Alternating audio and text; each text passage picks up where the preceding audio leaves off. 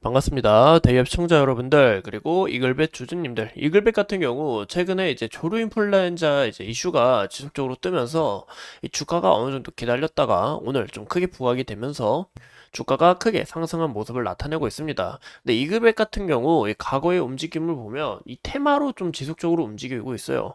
그래서 이런 부분에 있어서 우리가 좀 주의를 하셔야 될 것 같고, 또 한편으로는 이런 대비 전략을 짤 수 있다는 것을 참고해 주시면 좋을 것 같습니다. 그래서 제가 이 조류 인플루엔자에 대해서 간략하게 설명을 드리고 이글백과 과연 어떤 연관성이 있는지 우리가 과거의 흐름을 되짚어 보면서 또 어떤 부분에서 포인트를 잡을 수 있는지 오늘 한번 알아보는 시간이 되도록 하겠습니다. 보시는 것처럼 요즘 다시 이 조류 인플루엔자 이슈가 지속적으로 뜨면서 이 이글벳도 이 시간에서 주가가 좀 상승을 했고 오늘도 이렇게 소폭 상승을 하면서 윗꼬리를 달면서 근데 주가가 좀 안 좋은 모습을 나타내고 있는데요.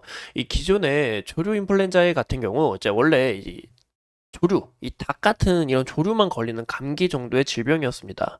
최근에 근데 이 확산세가 좀 심상치 않은데요. 그 이유가 이제 기후 변화로 인해서 점점 많은 새들이 감염이 되고 있고 또 이 바이러스가 지속적으로 이 A가 있으면 이 B로 변하든지 C로 변하든지 C 알파로 변한다든지 막 이런 C 플러스로 변한다든지 이런 부분에 있어서 점차 이 변이를 통해서 진화하고 되고 있기 때문에 현재 이 굉장히 치명적이다라는 것을 볼 수가 있습니다. 이 최근에 이 조류의 경우 이제 치사율이 100% 넘는 이 무서운 질병이고 사람에게 감염이 될 경우에는 치명률이 50%나 해당이 될 정도로 좀 굉장히 무서운 질병이다라고 볼 수가 있는데요. 심지어 이 사람한테 감염이 이제 현재 사람한테 감염이 될 수도 있고 또 무엇보다 이 강아지나 고양이 같은 이런 동물들한테 이제 전염이 될 수 있는 굉장히 좀 무서운 질병이다라고 볼 수가 있습니다. 그래서 과거에 이제 우리를 공포에 좀 떨게 만들었던 이 신종플루 같은 경우 치명률이 1%였어요. 근데 이제 독감은 0.1%고 코로나 같은 경우 이제 코로나19 같은 경우 이제 치명률이 1.79%였는데요. 그래서 이제 만약에 유행하게 될 시 사람한테도 굉장히 치명적일 수 있다라는 것을 참고해 주시면 좋을 것 같아요. 근데 이 치사율이 높을수록 이 점염률이 내려가는 부분 아실까요? 반대로 이 치사율이 낮을수록 점연율이 올라간다고 합니다. 그래서 현재 치사율은 굉장히 높지만 이 부분에 있어서는 이제 동물한테서만 이제 좀 추가적으로 위험이 있고 아직 사람한테 크게 위험이 될 만한 이런 부분을 우리가 확실하게 좀 어려워 보여요. 그래서 국내 같은 경우 이제 조류 인플루엔자가 발견하게 될 경우 이제 무조건 살처분으로 처리를 합니다. 그냥 다 죽여버리는 거예요. 그것도 이제 원칙으로 하기 때문에 크게 감염된 사례는 없어 보이고 만약에 걸리게 될 시 이 고열 그리고 근육통, 이 폐렴 등으로 굉장히 고생이 많을 수 있다는 것을 참고해 주시면 좋을 것 같아요. 근데 무엇보다 이제 조류에서 이제 가축으로 옮겨서 이 소한테 문제까지 퍼졌는데 현재 미국인 같은 경우 2명이 감염됐다고 합니다. 아직 낮은 수치죠.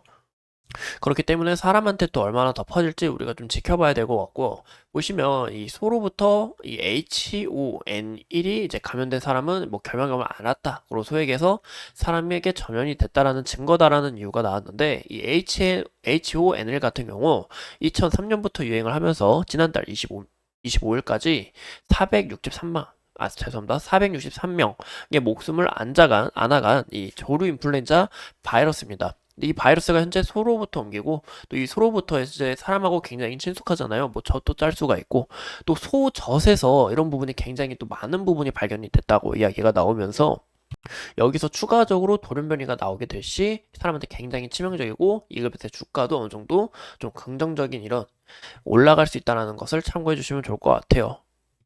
현재 이글렛 같은 경우 이 동물과 관련된 이 사료 그리고 의약품 등 다양한 사업을 현재 추구하고 있습니다. 그래서 과거에 뭐 구제역 그리고 뭐 소, 이런 동물 같은 이런 부분에서 질병이 발생하게 된다면 주가가 좀 올라가는 이런 모습을 나타내고 있는데요.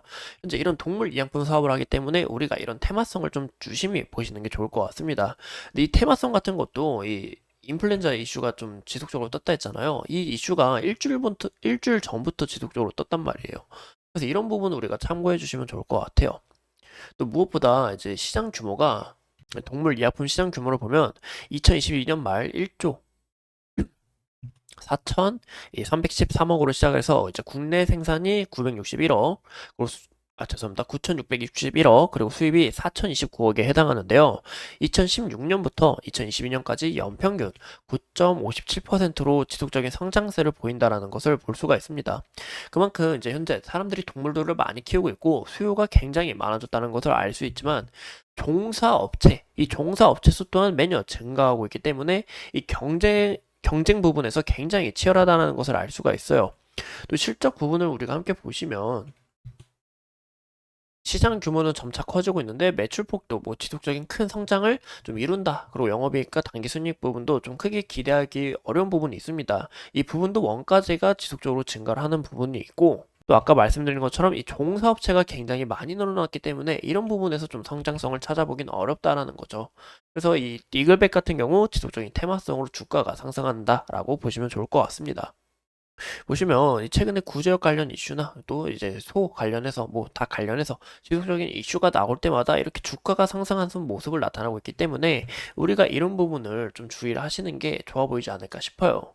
그 이유가 뭐냐, 현재 보시면 오늘 같은 모습을 봐도 주가가 이렇게 크게 상승을 했지만 다 반납하는 과정을 볼 수가 있습니다. 이때도 이슈가 트면서 이제 주가가 상승했지만 다 반납하는 이런 모습을 나타내고 있다는 거예요. 과거의 모습을 보시면 과거에 좀 안 좋은 흔적들이 많습니다. 지속적인 이 거래 대금과 우리를 비교하게 될 시 이 지속적인 악성 물량이 좀 쌓여 있기 때문에 현재 모습에서도 주가가 어느 정도 올라가게 될 시 이렇게 다 반납한다라는 것을 볼 수가 있어요. 그리고 무엇보다 보시는 것처럼 이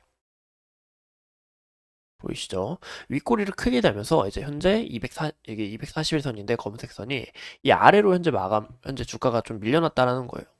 그래서 다시 과거의 모습처럼 다시 예전처럼 이렇게 보시는 것처럼 보이시죠? 이렇게 또 조정을 받고 주가의 움직임이 좀 안 좋은 움직임을 나타낼 가능성이 높아 보인다는 겁니다. 하지만 이렇게 지속적인 이 물량들이 쌓여 있기 때문에, 그리고 현재 유통 비율이 58.7% 굉장히 낮은 유통 비율을 차지하고 있기 때문에 어느 정도 주가가 크게 아니면 이슈로 좀 주목이 될 시 주가가 이렇게 더 큰 폭으로 상승할 수 있다는 것을 참고해 주시면 좋을 것 같아요. 이런 부분에서 또 메리트가 있을 수가 있고 좀 우리가 또 주의해야 될 부분이 있다는 거 참고해 주시면 좋을 것 같습니다. 이상 이 이글벳에 대해서 함께 알아봤고, 앞으로 또 추가적인 이슈, 이 동물에 관한 이슈를 제가 더 미리 빨리 파악을 해서 여러분들에게 알려드리도록 하겠습니다. 오늘도 이렇게 소중한 시간 내서 영상 시청해주신 점 감사합니다.